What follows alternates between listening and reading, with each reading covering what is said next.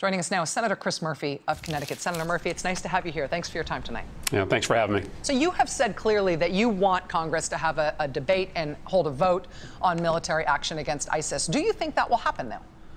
I think it has to happen. And I think there's a growing recognition on both sides of the aisle that it must happen in the lame duck session, mainly for two reasons. One, it's impossible at this point to ignore the constitutional imperative. The Constitution in Article 1 grants war-making power to the United States Congress and the United States Congress only. There is no existing authorization that permits this president to essentially deploy another several thousand troops to fight an enemy that has not been named yet by the United States Congress. And so we have a constitutional responsibility. But second, as Secretary Hagel referenced, it is incumbent upon us as a nation to make sure that we do not go into war, that we never go into war divided. We have a responsibility as Congress to debate this and to authorize it so that we are standing together.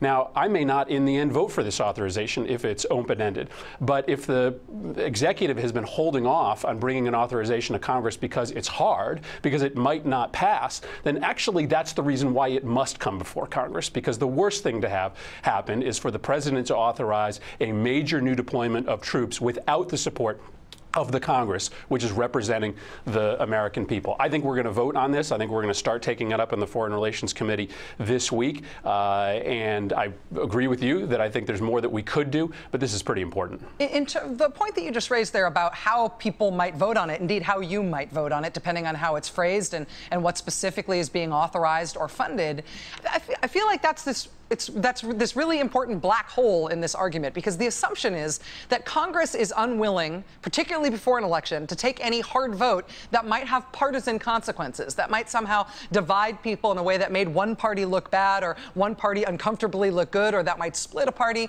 It's not clear to me at all, as somebody who watches these things pretty closely, that there is any expected contour of how this vote would go. If I had to predict how this vote would go, either in numbers or attaching votes to personnel, specific personnel, I couldn't do it. Does it seem clear to you that you know how the vote would go if it was held? No, I don't, in part because we don't know what the language of the authorization would be. But listen, this is part of a large-scale, long-term abdication of foreign policy making by the Congress to the president.